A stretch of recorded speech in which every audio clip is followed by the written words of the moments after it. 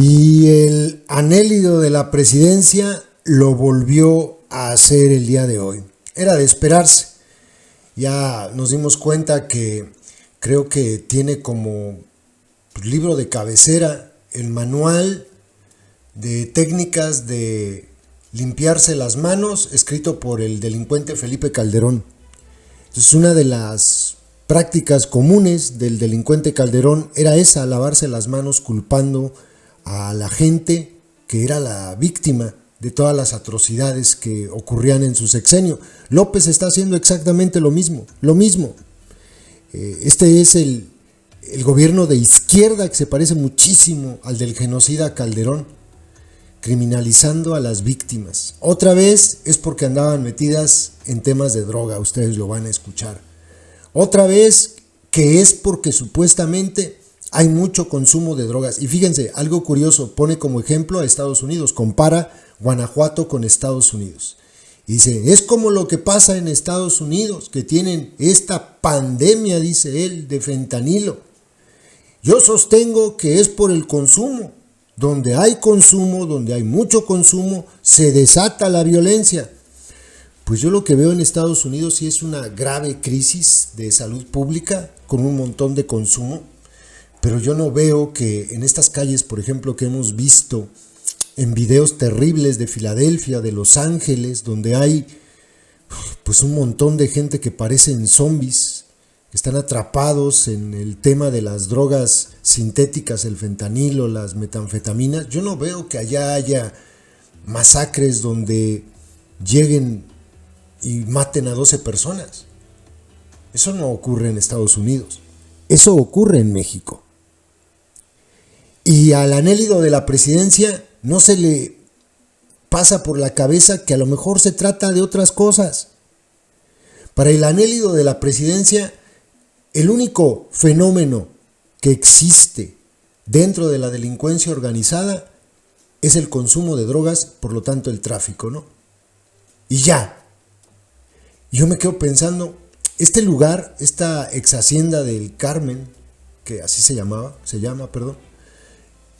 San José del Carmen, me parece. ¿Qué tal si este lugar que sirve para hacer fiestas, que se utiliza ahora como salón de fiestas, no estaba pagando el derecho de piso? Y por eso pudieron haber llegado los delincuentes a darle un escarmiento a quienes manejan este lugar. No sé, se me ocurre pensar, porque ha pasado en muchos lugares, porque lo hemos visto en bares, en restaurantes, porque hemos visto cómo tienen que cerrar negocios, porque no aguantan estar viviendo una situación en la que prácticamente todo lo que generen, ganancia o no, va para la delincuencia organizada. Se me ocurre pensar, el anhélito de la presidencia, el infame Merolico, cree que el único delito que comete la delincuencia organizada en México es este de las drogas. Para él no existe la extorsión, para él no existe el trata de personas, para él no existe el secuestro, para él no existe nada, o sea, absolutamente nada. Es a fuerza que se tiene que tratar de un tema de drogas, criminalizando nuevamente a las víctimas.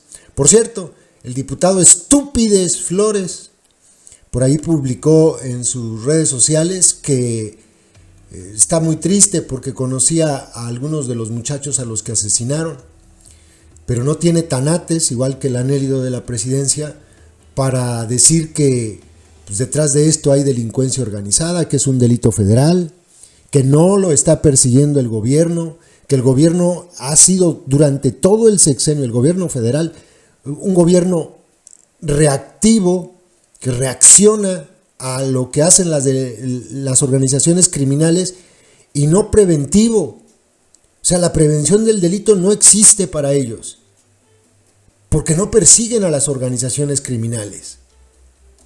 Y luego sale con el asunto, fíjense, es igual que los pejes, por eso los pejes repiten esto, porque él dice, y es que es el fiscal Samarripa, que tiene allí muchos años y tiene mucho poder, ya sí pues es el fiscal. Aquí en este espacio hemos subido entrevistas con delincuentes del cártel Santa Rosa de Lima, donde ellos mismos nos decían que tienen arreglos con el fiscal y que los tenía también el cártel Jalisco, pero también nos dicen que con los guachos también se arreglan. Entonces, no se trata nada más del fiscal, se trata de corrupción en todos los niveles del gobierno en el estado de Guanajuato. Y hay responsabilidad tanto del gobierno municipal, en este caso desafortunado de Salvatierra, el alcalde, el gobierno del estado de Guanajuato, el delincuente Diego Sinué, y sí, el fiscal también. La policía estatal debería prevenir el delito y no lo hace, pero es que también hay responsabilidad federal. Repito, se trata de delincuencia organizada y es algo que no se atiende desde el gobierno federal. Y al estilo de Calderón, pues bueno, vamos a criminalizar a las víctimas. Total, inguesuma, no pasa nada. Es un gusano López Obrador, un verdadero gusano, asqueroso, cobarde, omiso, inepto. Todo le resbala y pone su carita de mustio. Ay, sí, de verdad, sentimos mucho, de corazón, nos duele. ¿Qué les va a doler? Les voy a dejar, antes de poner lo que dijo sobre este tema, lo que para él fue lo más importante el día de hoy, porque seguramente por eso así abrió su show mañanero. Para él lo más importante fue la crítica al Tren Maya. No mamen, acaba de ocurrir una masacre terrible el día anterior en Guanajuato y lo primero que le viene a la cabeza es la crítica que le hicieron a su asqueroso tren. Entonces hay prioridades para él. Primero su pinche tren y después todo lo demás. Y es más, de esto no hubiese hablado si no le preguntan. No habría dicho nada. Porque le resbala, porque no le importa. No le importa. Les dejo cómo empezó su show mañanero y después escuchen las respuestas peregrinas que da sobre este suceso tan terrible allá en el estado de Guanajuato, en Salvatierra. Es un asco, López. Esto no les gusta a nuestros adversarios, pero pues es la realidad. Ahí están ahora con lo del Tren Maya. Siéntese. Están con los del Tren Maya, enojadísimos, que no tiene clima, ¿no? Van hasta con chamarra porque está frío allá. Pero dicen en el Reforma, ¿no?, que es muy aburrido el Tren Maya. ¿Por qué no ponen la foto del Reforma? Yo pensaba que iba a mejorar un poco el Reforma, ¿no?, cuando entró Samarripa, que fue de las Juventudes Comunistas. No cabe duda, los conversos son peores. Ya está más a la derecha que Junco, Samarripa.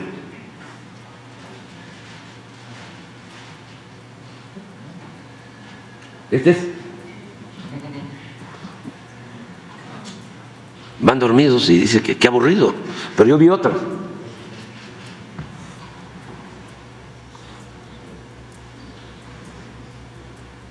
Aburridísimos. Imagínense, una de las cosas buenas que tienen los trenes es que, a diferencia del avión, del autobús, relajan. Va uno en un tren y bueno, platicando, bueno, relajado.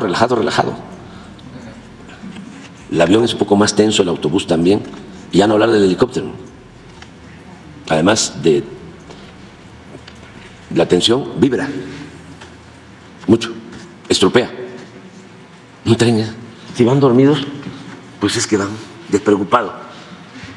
Ojalá y pudiese yo dormirme así. Pero hay otra dice, no hay aire acondicionado y viene alguien hasta con un chaleco allá en Campeche. Pero todo es puro enojo.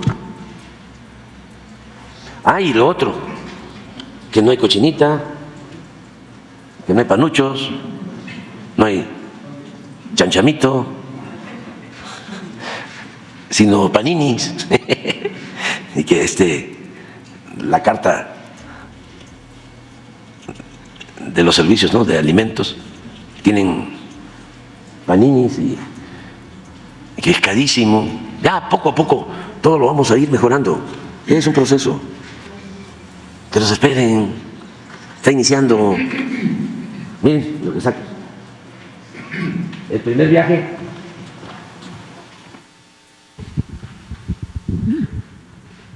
El primer viaje abierto al público que realizó el Tren Maya se caracterizó por el calor, aburrimiento y la lentitud, según los pasajeros. Ese trae su chaleco. ¿Quién sabe por qué no se lo quitó si había tanto calor?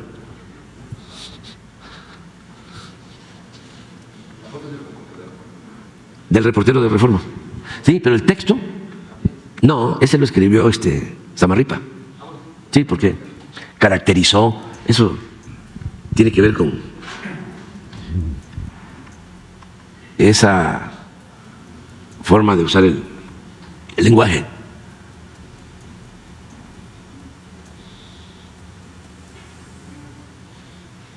Pero bueno, ahí se les va a ir quitando, poco a poco. Y vamos ahora a informar. Adelante. Gracias, buenos días. Isabel González de Grupo Imagen. Buenos días a todos, presidente. Pues saber cuál es la evaluación que tienen de los lamentables acontecimientos en Salvatierra, Guanajuato, en donde perdieron la vida hasta este momento 12 jóvenes, estaban en una posada. ¿Cuál era el perfil de estos jóvenes? Si se sabe el grupo criminal que atentó en contra de ellos y algunos indicios sobre cuál habría sido el móvil, presidente, pues sobre este multihomicidio, esta masacre. Todavía no tenemos toda la información. Esto lo lleva el gobierno de Guanajuato, la Fiscalía de Guanajuato. Es muy lamentable lo que sucedió, desde luego nuestro abrazo sincero a los familiares de los jóvenes, de los que perdieron la vida. Pues es un crimen atroz. Estaban en una posada y llegaron a asesinarlos. Eso es lo que se conoce hasta ahora y aquí vamos a dar más información. Ya hay algunas hipótesis, pero no podemos adelantar nada todavía. ¿Les ha pedido el gobierno del estado algún tipo de colaboración, la fiscalía? No, pero pues es nuestra obligación ayudar en todo. Ellos tienen la investigación. Guanajuato requiere de un trato especial. Lo hemos venido diciendo. Ya son varios casos así.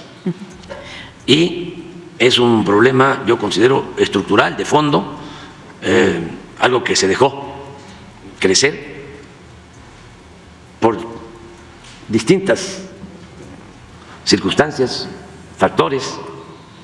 Es de los estados, y no todo el estado de Guanajuato, sino esa franja con más consumo de droga en el país. ¿Cómo creció el consumo? Habría que analizarlo. Y cómo también se fue creando este comercio de droga, cómo se permitió tanto tiempo la operación de grupos del crimen organizado, qué relación de las organizaciones criminales con las autoridades, sus vínculos, los acuerdos y, sobre todo, cómo evitar que siga creciendo la violencia. ¿Esta línea de investigación del consumo de drogas estaría siendo contemplada en estos hechos? Sí, estamos trabajando en eso, pero es un asunto complejo porque no sucede en todo el país. Hay regiones en donde si existe más consumo de droga, hay más violencia y más homicidios. Y hay que ver por qué en Guanajuato aumentó el consumo, que no es lo mismo que en Jalisco. Ya ni hablemos de Oaxaca o de Yucatán. Incluso es más el consumo en esa zona de Guanajuato que en Michoacán o que en Sinaloa. Entonces es un fenómeno que hay que analizarlo y enfrentarlo, porque algo parecido, guardadas las proporciones, es lo que padecen en Estados Unidos, donde se ha incrementado tanto el consumo que ahora es el principal problema de ese país vecino, hermano, porque por el consumo de fentanilo pierden la vida 100,000 jóvenes por año. ¿Qué es lo que lleva a ese consumo desaforado? ¿Qué está pasando? Eso es una crisis social y se tiene que atender así. Y no se ve que haya cambios, buscan siempre resolverlo con medidas coercitivas, cuando yo considero que es un problema social, de desintegración de las familias, de abandono de los jóvenes, de falta de atención a los jóvenes, de soledad de los jóvenes, que optan por la droga. Entonces, si hay más consumo, hay más violencia. Si les muestro lo del fin de semana, verán lo que pasa en homicidios. A ver, pon lo que vimos hoy, lo que vemos todos los días, pero los viernes vemos completo el fin de semana. Pero esto ya lleva tiempo. Estamos insistiendo. Miren. Sí, esto fue un día especial, ¿no? Pero de todas maneras, está en Guanajuato. 4 días. 13% del total de homicidios de un estado. Y ni siquiera, repito, todo el estado, sino es todo lo que tiene que ver con el corredor industrial. Entonces, esto es lo que nos ha llevado a plantear de que debe de haber un trato especial, y por eso también mi insistencia respetuosa en que se cambie al fiscal, que lleva 13 años y tiene una fuerza política descomunal, tiene muchísima protección. Es como si él fuese el gobernador, apoyado por grupos con mucha influencia. Pero no es posible.